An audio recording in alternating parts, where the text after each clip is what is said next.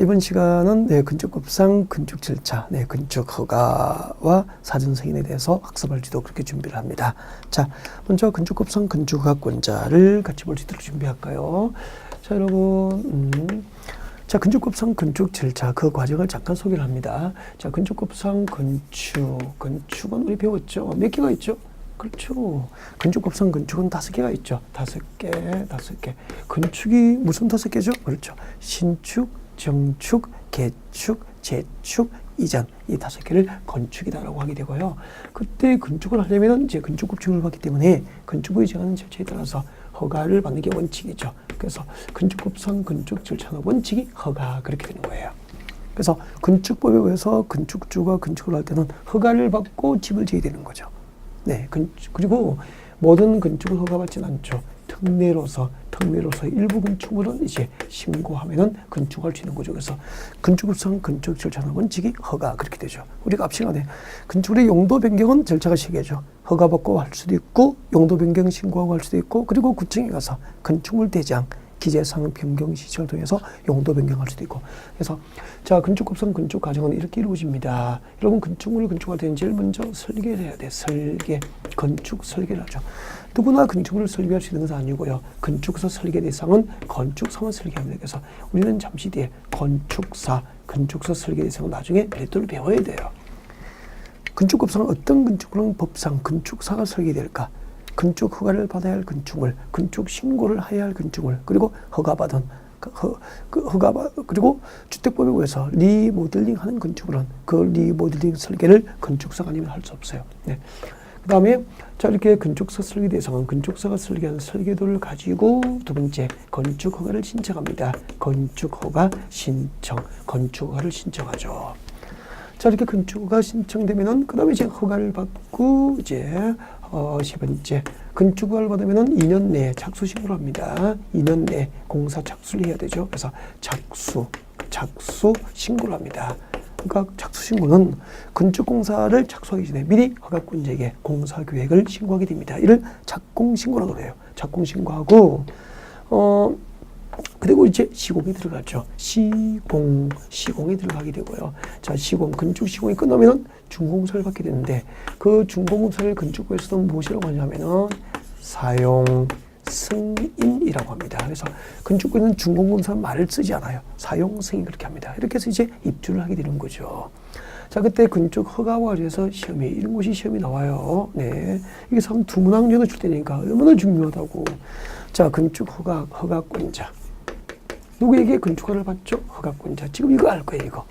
건축법상 건축허가권자. 자, 이때 건축법상 건축허가 누가 허가죠? 자, 원칙적으로 반드시 기억해야 됩니다. 세종특별자치시장, 제주특별자치도지사, 그리고 시장군수가 건축법상 건축허가권자 됩니다. 시장군수 또는 구청장, 시장군수, 구청장 그렇게 돼요. 그래서 우리 서울특별시 강남구에서 건축을 합니다. 누구에게 허가받죠? 그렇죠. 강남구청장이 건축법상 건축허가권자 되는 거예요. 세종특별자치시장, 제주특별자치도지사, 시장군수, 강원도 평창군은 평창군수로부터 허가받고 강남구에서 강남구청장으로부터 건축법상 건축을 받게 되는 거죠. 이게 원칙인데 특례가 있습니다. 예외.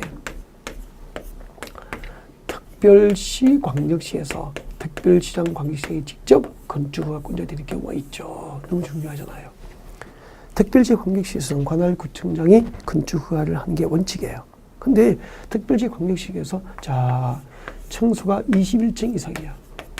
층수가 21층 이상이거나 연면적 합계가 10만 제곱미터 이상인 10만 제곱미터 이상인 대형 건축물은 특별시장, 광역시장이 직접 건축을 허가하게 되는 거예요. 그렇구나. 층수가 21층 이상이거나 연면적 합계가 10만 제곱 이상인 대형 건축물은 특별시, 광역시에서 특별시장, 광역시장이 직접 건축을 허가를 하게 되는 겁니다. 건축허가권자였죠. 단 층수가 21층 이상이고 연면적 합계가 10만 제곱 이상인 대형 건축물이어도 그 건축물이 공장이거나 창고 등이라면은 특별시장, 광역시장 허가 대상에서 제외가 되는 것도 아주 주의해야 돼요. 네. 그리고 이제 허가권자. 그리고 조금 전에 우리가 공부했던 거 앞서 사전 결정제도가 있었죠. 건축 허가를 신청하기 전에 어떤 대지에서 허가될 수 있는 건축물, 허가될 수 있는 건축물의 입지, 허가될 수 있는 건축물의 용도, 종료, 그리고 규모에 관한 사항을 미리 결정할 것을 사전 결정 신청할 수 있죠. 그리고 이제 사전 승인 제도가 있습니다. 지금 할 거예요. 사전 승인, 사전 승인 규정이 있고요. 그리고 이제 건축법상 건축허가 제한이 있습니다. 일정한 사유가 있으면 일정한 자가 건축을 허가할 수 없게, 또 이미 허가받은 건축물에 착공을 할 수 없게 제한을 가게 됩니다. 건축허가 제한이 있고요. 그리고 이제 건축허가 신청하면 허가가 거부될 수도 있죠. 건축허가 거부. 어떤 경우에는 건축허가가 거부될 수 있을까요? 이런 것. 그리고 건축법상 건축 절차는 원칙이 허가지만 특례로서 건축 신고 대상이 있습니다. 건축 신고사항. 어떤 것은 신고하면 건축할 수 있게 될까요? 건축 신고 대상. 그리고 건축법상 임시 가설 건축물의 건축 절차 등이 이제 출제가 되는 영역이에요. 자, 이런 영역을 중심으로 해서 하나씩 이제 지금부터 쭉 학습을 해 나가고요. 이번 시간은 허가권자하고 그리고 사전 승인, 그리고 앞 시간에 사전 결정 제도를 학습한 거죠. 벌써 중요 내용 3가지를 공부한 거죠. 어디쯤 가고 있는지 전체적인 흐름을 한번 잡아드린 거고요. 자, 그러면 지금부터 사전 승인을 학습할 수 있도록 합니다. 여러분 그 자료의 대지의 소유권 확보 등은 여러분이 참고로 읽어두시면 되고요. 그리고 책자를 넘겨서 사전 승인입니다. 사전 승인을 학습할 수 있도록 준비하시면 돼요. 위에 건축위원회 심의의 효력 상실을 읽어두셔야 되고요. 자, 건축위원회 심의를 받은 자가 심의 결과를 통지받은 날로부터 2년 내에 건축을 신청하지 않으면 건축위원회 심의 효력은 상실됩니다. 그리고 사전 승인 법입니다. 자, 건축법상 사전 승인이 무엇일까요? 우리가 앞 시간에 공부했던 사전 결정과 혼동하면 안 되죠.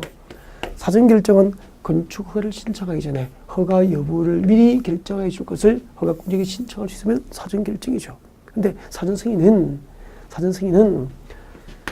시장 군수가 건축 허가를 할 때 그렇게 돼요. 시장 군수가 건축을 할 때 허가를 임의로 못해. 허가를 임의로 못하고 허가 여부를 관할 도지사로부터 허가 여부를 승인받는 것, 이것을 사전 승인이라고 합니다. 시장 군수가 건축을 할 때 허가 여부를 도지사로부터 사전에 승인받는 것을 사전 승인이라고 하는 거죠. 네. 자, 그러면 이제 아까 우리 건축법상 건축허가권자 중에서 사전 승인을 받아야 할 허가권자는 시장 군수로 한정이 되는 거예요. 그래서 자, 세종특별자치시, 제주특별자치도, 그리고 구청장은 세종특별자치시장, 제주특별자치도의사, 그리고 구청장은 허가권이 있지만 사전 승인을 받아야 할 허가권자에 해당되지 않는 거죠. 그래서 구청장이 허가를 하는 특별시, 광역시 지역과 세종특별자치시, 제주특별자치도에는 건축법상 사전 승인 제도가 적용이 되지 않는 거예요. 아, 그렇구나. 그러면 특별시, 광역시, 특별자치시, 특별자치도에는 사전 승인 제도가 없고요. 특별시, 광역시, 특별자치시, 특별자치도가 아닌 시군지역에서 시장 군수가 건축을 할 때 도지사로부터 사전 승인을 받고 허가 여부에 대한 승인을 받고 허가하는 제도가 사전 승인 제도라고 하죠. 이 개념에 대한 이해가 쉽지 않거든요. 자, 그다음에 이제 이걸 이해했으면 사전 승인을 받아야 할 대상이 있죠. 사전 승인을 받아야 할 대상은 암기하셔야 돼요. 자, 여러분 자료 참고하시면 되죠. 사전 승인 대상 박선에 있습니다. 자, 첫 번째 층수가 몇 층이죠? 21층 이상입니다. 층수가 21층 이상이거나, 그리고 연면적 합계가 얼마죠? 10만 제곱미터 이상인, 10만 제곱미터 이상인 대형 건축물은 시장으로서 허가를 할 때 마음대로 허가를 못해. 관할 도지사에게 허가 여부를 승인받아서 하는 거죠. 그러면은 경기도 광명시는 특별시, 광역시가 아닌 시에게 해당되죠.